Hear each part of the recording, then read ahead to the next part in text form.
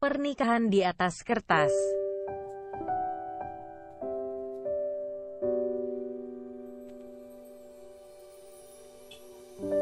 Jangan lupa subscribe ya, dukungan kalian untuk berkembangnya channel Novelku. Jangan lupa tersenyum. Kamu berhak bahagia, setidaknya untuk orang-orang yang kamu sayangi. Jangan lupa jaga kesehatan ya.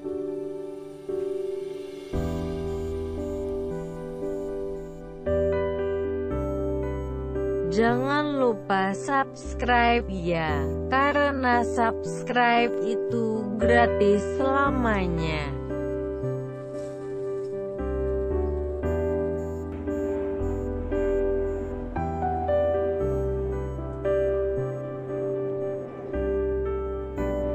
Chapter 19, Tantangan.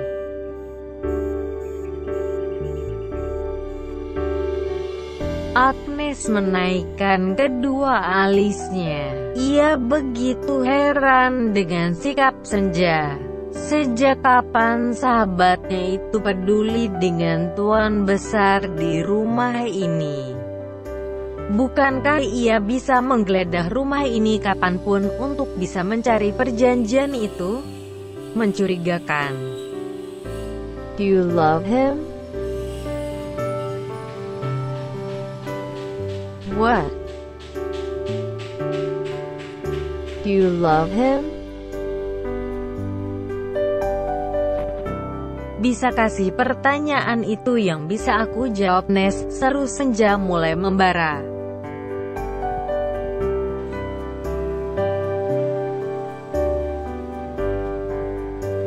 Faktanya, kalau kamu tidak mencintainya, gak akan mungkin kamu khawatir sama sikap dia, Senja. Aku tidak khawatir.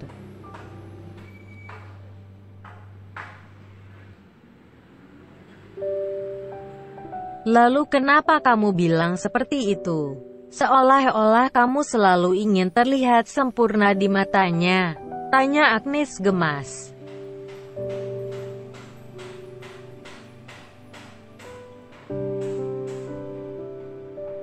Rasanya ia melihat anak belia yang baru saja menyukai kakak kelasnya.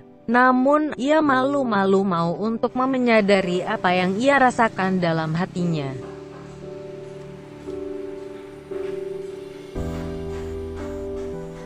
Emang aku ngomong gitu?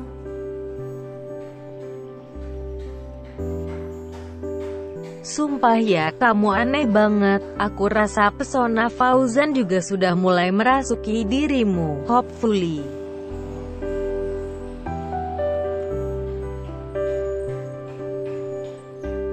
Agnes sangat berharap pada akhirnya memang Senja yang akan mengalah pada hatinya. Masa kecelakaan memang memiliki jalan yang sempurna. Setidaknya kembali pada masa lalu yang buruk juga bukan pilihan yang baik.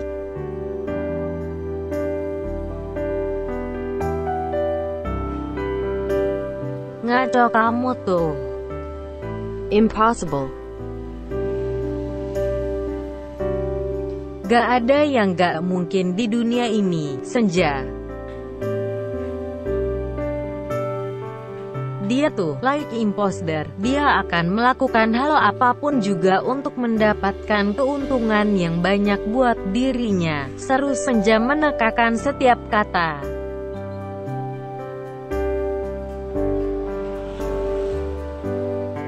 Bagaimana jika kamu benar-benar mencintainya?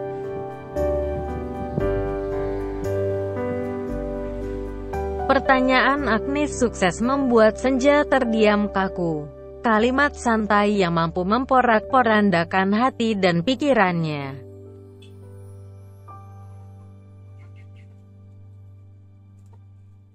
Gini aja, kalau sampai dugaanku benar tentang Fauzan yang bukan palsu, kamu harus janji untuk segera memberikanku Mustang. Jika dugaanku salah, Aku akan mengembalikan seluruh uang yang Fauzan berikan untuk memperbaiki kerusakan mobilku pada kecelakaan kemarin. Bagaimana? Senja membulatkan matanya saat pernyataan itu terucap. Pasalnya untuk membeli sebuah Mustang saja tabungannya tak lebih dari cukup.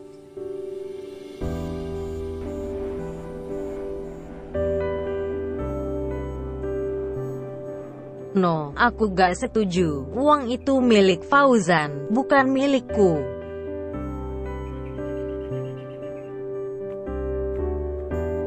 Agnes kembali berpikir akan apa yang ia berikan untuk sang sahabat, jika sampai pendapatnya benar-benar terbukti.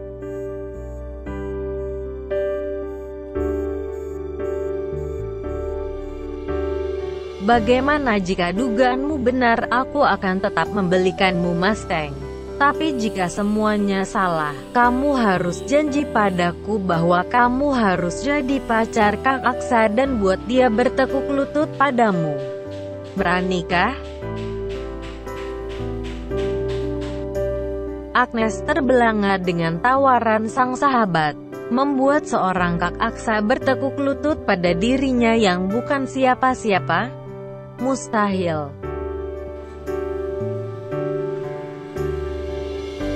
Kamu ingatkan, terakhir Kang Aksa berpacaran dengan seorang model internasional yang sangat terkenal itu? Bagaimana bisa kamu menyamakan aku dengan wanita yang sesempurna itu?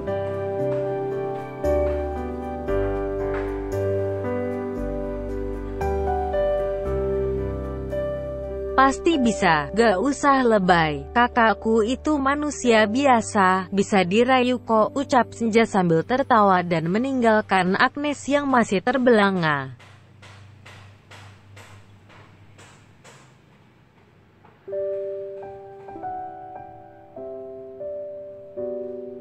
Pagi itu di sebuah bandara internasional, beberapa orang dalam satu tim mulai menapaki lantai bandara. Luasnya bandara itu cukup membuatnya terkagum karena pertama kali ia lihat.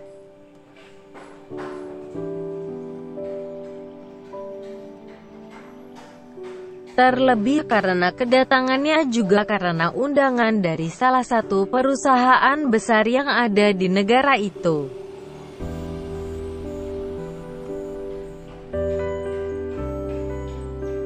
Pagi Pak, ini supir yang ditugaskan Tuan Abdel Aziz untuk Tuan dan tim gunakan menuju kantornya.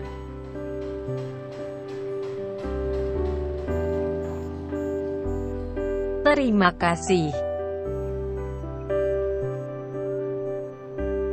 Raka sama sekali tidak menyangka, bisnis yang ia rintis selama ini akhirnya bisa sampai di titik ini.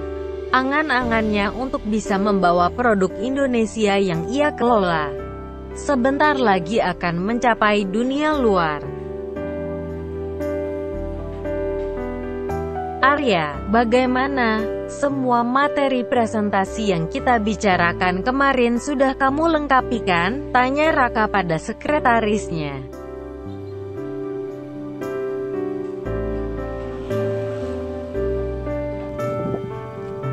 Sudah lengkap semua Pak. Bagus, kita harus bisa memenangkan proyek ini. Semoga bisa tercapai ya. Raka memandangi jalan raya yang tak pernah ia singgahi di negara ini. Negara yang memiliki gedung tertinggi di dunia, tak pernah jejaki sebelumnya.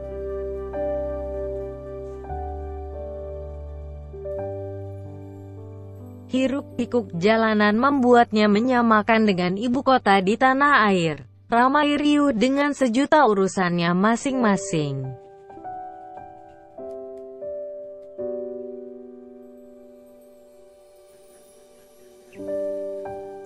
Sesampainya di kota tujuan, Raka memandangi gedung perusahaan itu yang amat tinggi.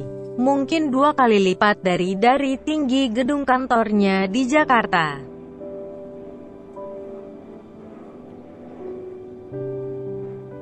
"Silahkan Pak, ruang meeting ada di lantai 11, ucap Arya mempersilahkan Raka mendahuluinya.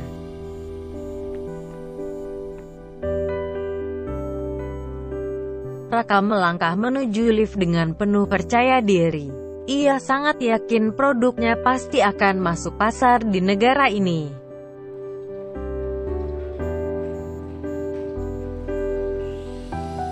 Sesampainya di ruang meeting, alangkah terkejutnya Raka bahwa bukan hanya ia dan timnya yang orang Indonesia, melainkan musuhnya sendiri.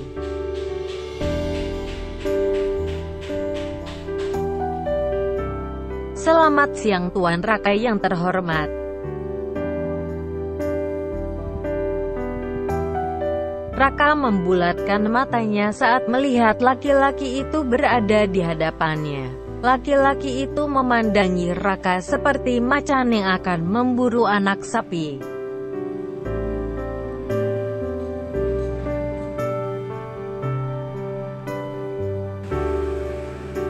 "Anda ada di sini?"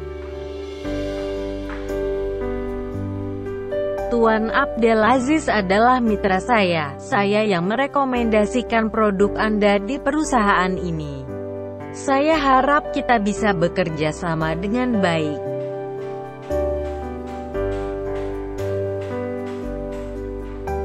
Setelah Tuan Abdelaziz memasuki ruang meeting, keduanya pun bersikap datar kembali.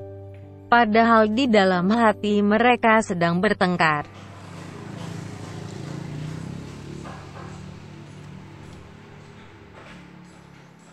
Meeting pun dilanjutkan dengan membahas produk yang dibuat perusahaan Raka.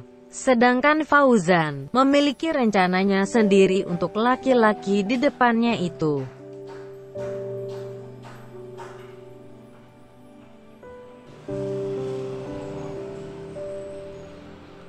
"Saya tidak akan membiarkan Anda untuk merebut hati istri saya lagi. Untuk sesuatu yang telah dibuang bukankah sebaiknya tidak dipungut lagi?" batin Fauzan.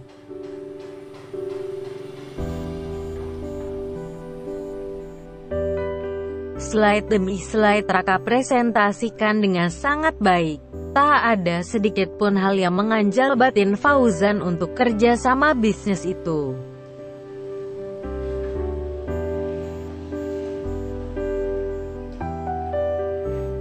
Hingga pada akhirnya meeting pun selesai dengan kesepakatan yang diharapkan.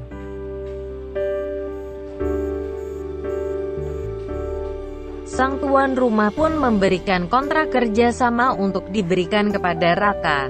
Meskipun ini membanggakan untuk Raka, tapi Fauzan juga ikut senang.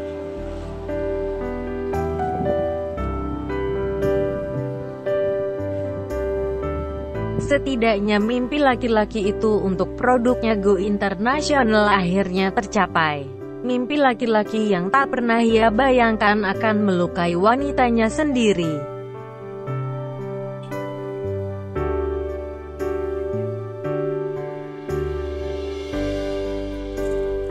"Saya pamit ya karena harus meeting di tempat lain lagi, permisi."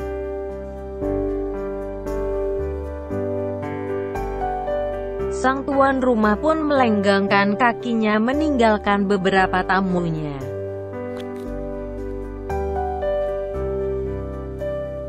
"Tunggu Tuan Raka," seru Fauzan yang mencegah Raka meninggalkan ruangan. Raka hanya menghentikan langkah kakinya tanpa menoleh sedikit pun. "Selamat atas keberhasilan Anda memenangkan proyek ini.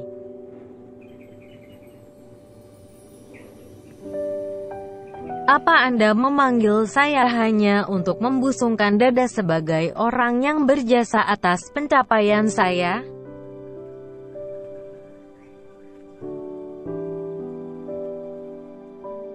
"Saya tidak berbicara seperti itu.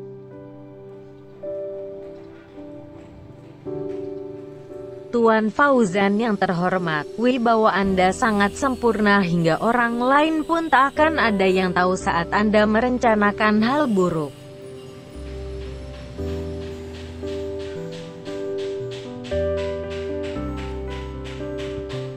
Fauzan tersenyum. Ia menelaah apa yang memang tengah dipikirkan Raka.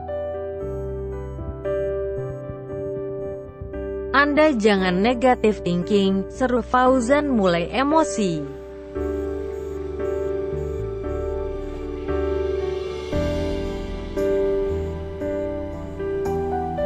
Seperti layaknya benda yang diajak melayang tinggi di atas awan, lalu setelah ada canda tawa akan segera dihempaskan kembali ke bumi dengan kasar.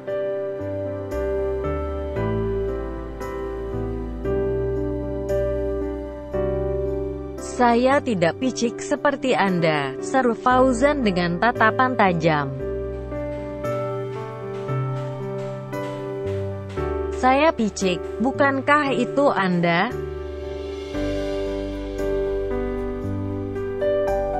Saya merekomendasikan produk Anda semata-mata ingin melihat kesuksesan Anda, Tuan.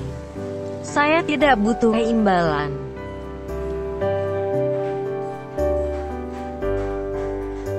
Tidak mungkin jika Anda tidak meminta imbalan. Katakan, apa yang Anda inginkan.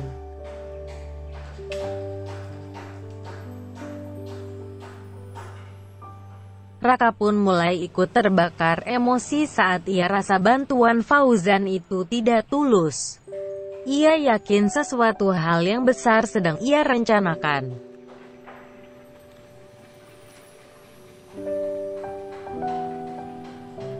Ini murni karena bisnis, Tuan. Setidaknya saya ingin menjadi saksi bagaimana Anda merasakan kebahagiaan dengan kesuksesan itu.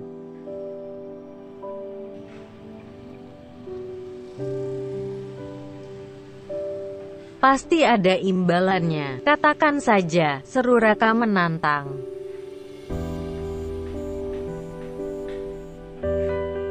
Apa yang Anda miliki sudah lebih dulu saya miliki.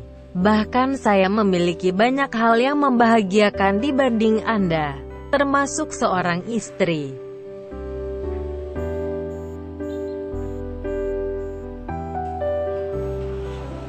Raka menghempaskan nafasnya dengan kasar. Perlahan langkahnya mundur dari hadapan Fauzan. Untuk hati, mungkin ia takkan kuat.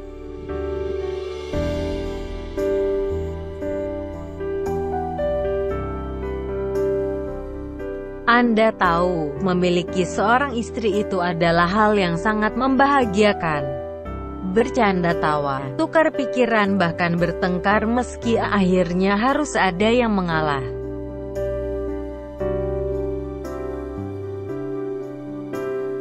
Raka kembali tak merespon ucapan Fauzan.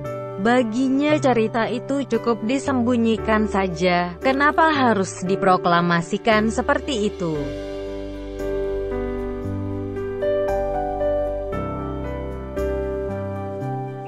Anda tidak akan tahu bagaimana rasanya dicintai dengan ketulusan. Karena Anda sudah salah langkah dengan mengambil jalan pengkhianatan.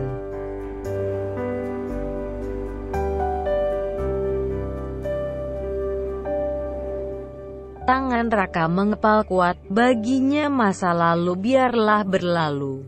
Kenapa harus ada hal yang diungkit lagi?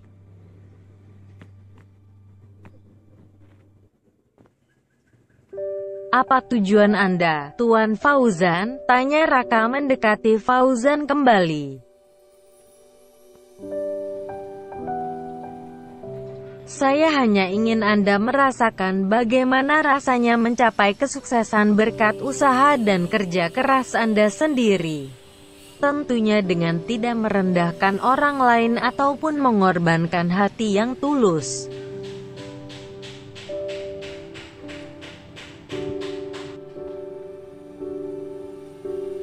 Fauzan mulai mengobarkan rasa kesalnya pada laki-laki itu. Meskipun hanya sang istri yang pernah dilukai laki-laki itu, tapi rasanya Fauzan juga ikut terluka membayangkannya.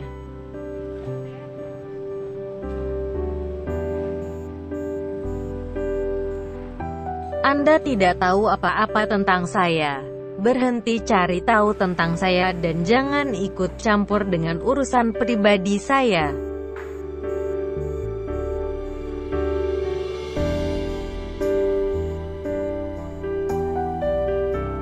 Saya tidak pernah ikut campur pada masalah Anda. Hanya saja saya cukup ingin membantu Anda untuk mencapai apa yang Anda inginkan dari dulu.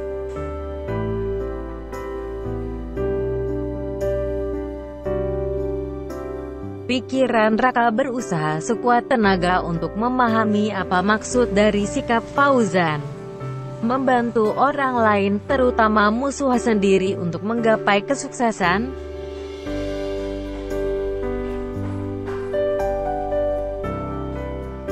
Rasanya mustahil, bahkan hampir tidak mungkin terjadi. Atau bisa saja setelah ini kobaran dendam akan segera terbalaskan?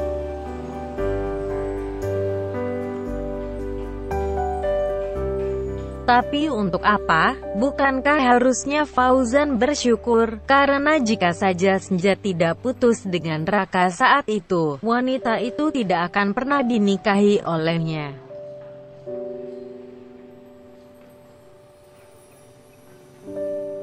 Rival, tetaplah rival. Jangan pernah mencoba untuk akrab dengan saya. Karena saya tidak akan pernah memberitahu Anda bagaimana cara membuat Senja mencintai Anda, seru Raka sarkastik.